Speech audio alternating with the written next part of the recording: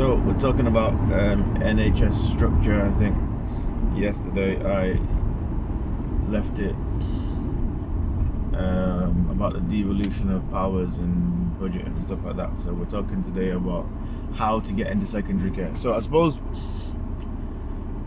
secondary care, you might hear your GP talk about, I'm going to refer you to the specialist or something like that.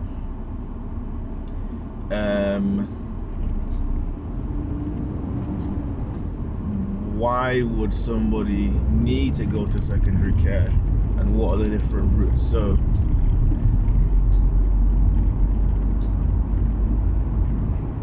it could be, I think in most cases it's going to be somebody has either a diagnosis of a chronic illness or a problem that hasn't been able to be managed in the community. I tell people sometimes time is the only thing that reveals something. For instance, if you come to me as a doctor and you've got a cough for a day, I'm gonna be like, okay, it's nice to know. Probably not going to about a cough for a week. Most likely a viral infection. Most things that affect you here are viral. Most things lower down tend to be bacterial. These are just general rules. So a cough for 2 weeks, I'm probably still not going to be advocating intervention if it's just a cough. There are other questions that need to be asked and that might point us in a particular direction. A cough for 3 weeks, okay. You know, we've got some issues at this stage. So prior to this, I wouldn't be giving you antibiotics. Antibiotics are only effective for bacterial infections, and antibiotics do not work on viruses. So if you think you have a cold, there's very little from a medical point of view I'm going to be able to do about that. I once had a lady who came in when I was training. I had to do some GP stuff. She's like, oh, I know I've got a cold, I know there's nothing you can do about it. But then she sat down.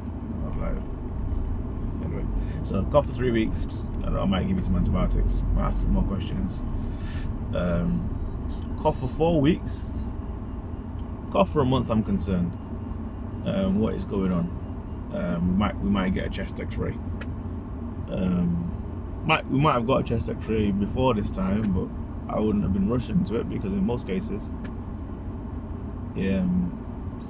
these things are non-issues, non-serious issues anyway. Cough for 5 weeks, 6 weeks, 7 weeks. Again, it's just a cough. There's nothing else. We might have to start ask questions about, you know, smoking or weight loss, or is it worse than any particular position? Are you also breathless? But it's still just a cough. Again, make sure the chest X-ray is okay. Make sure there's nothing that we're missing. But cough for much longer, I think I'm probably going to ask for a clinic appointment in the respiratory clinic, in the chest clinic. Again, it's just a cough, but I am more concerned about a cough that's been going on for 3 months than a cough that's been going on for a week. So that is an important finding. I'm concerned about it, but it's not an urgent thing in terms of the question I'm asking as a primary care doctor. Is not a today question, it's a in the next couple of weeks question. And sometimes in our interactions with healthcare, or in your interactions with healthcare, we are not so good at letting you know that fortunately or unfortunately, there is a difference between important and urgent. So the way that I look at it, everything I do is important. Every interaction I have with the patient, this is somebody's dad, somebody's mom, somebody's brother, sister, son, daughter, a human being. So it's important. But not everything is urgent. Some of the urgency is determined by what we talked about before in terms of guidelines. I'd love to be able to do everything now. But if we make everything urgent and nothing's urgent, so we have to be able to risk stratify. So there are some things that as an exacerbation of a chronic known diagnosis or a symptom that's been going on for a long time, but there isn't any like strong evidence of deterioration, that is something that can go to clinic. Then there are, depending on where you are in the country and the kind of services you have available for you, there are some things that are on the complete other spectrum. Somebody who is critically unwell, they've collapsed, they've banged their head, they're unconscious, they've got central crushing chest pain associated with breathlessness, nausea and sweating. That person needs an intervention right now. That is both important and urgent. Those are the kinds of cases we'd like you to call an ambulance about. This can't wait right now. So that's not even a today thing, that's a right now. That's what A&E and emergency services are created for.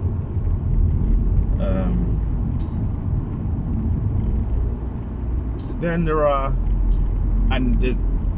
different interpretations of that, which can cause some friction internally, and there are some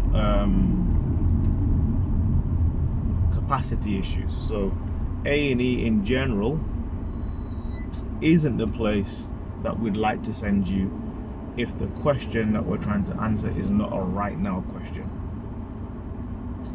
because sifting through all the non-right now questions is one of the reasons why if you go to A&E you have to wait. Remember I talked to you before, I said waiting is the cost of a free health service. Because of the fact that we have to triage or we have to risk stratify, not everything can be dealt with right now. The reason you have to wait to go to clinic, the reason you have to wait potentially to have planned surgery, is because it's not a right now issue. It's important, but it's not urgent. So there are some things that are not necessarily a right now issue. There is something that's important, but let's say it doesn't need what we call emergent treatment. It needs acute treatment. So not a right now, but a today. So I am a consultant acute physician. So the things that I like to see are things that are medical. So what I mean by medical is not surgical, not kid stuff, not women stuff, with all due respect. So things like, heart attacks, potentially strokes, fast heart rates, infections, things like that. Once somebody's decided that they don't require emergent treatment. Now, the person who is the referrer to secondary care for an admission or an assessment has to make a decision as to who they think is the most appropriate person to see the patient first. So, for instance, back to the example I gave. Central crushing chest pain associated with breathlessness and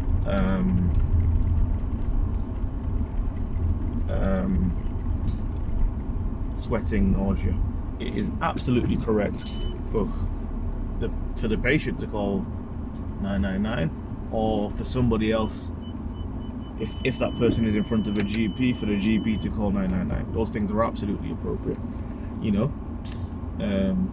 But let's say somebody's got some palpitations, they've got an irregular heartbeat, but their blood pressure is okay, their heart rate is not fantastically fast. As an acute medical doctor, that person might have an irregular heartbeat. That's not, again, the problem is not critical. It must be solved in the next 10 seconds, half an hour, an hour. Those are the kind of things that the GP might get on the phone and say, I've got this patient, would you mind to see it? And that's a referral to medicine can take. You know, another patient, somebody who's got some pain in their tummy, they've been vomiting, they've got a temperature. The GP is concerned about appendicitis. That wouldn't be the right thing to send to me, because I'm not a surgical doctor. That's not a problem I'm trained to solve. So that's for the person who's doing referrals, the GP, that person should be referred to a surgical assessment area, surgical ward. There are cases that are obvious. This thing goes to this place.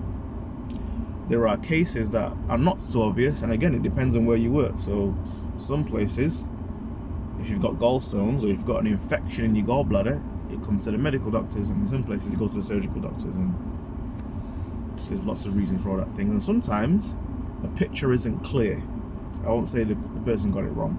I think the picture isn't clear, and the first place you go or you end up might not be the most appropriate place. So there are times when somebody's referred to the medical space and I see them and with a bit more information that we have access to in the assessment unit and the GP has access to, I'm able to say, actually, I don't think the question the GP is asking, I don't think that's the right question. I think actually the problem is in somewhere else. As a consequence of that, I refer to another specialty and say, dear Mr. Surgeon, would you come and see this patient, or take this patient over because I think it's more appropriate for you to see than for me to see. Now you can see that there's so much complexity. There are times when it's you know, we don't always get it right. In part, I'm here, but I want to continue on this theme. Let me know if you're learning something. Let me know if you find it interesting.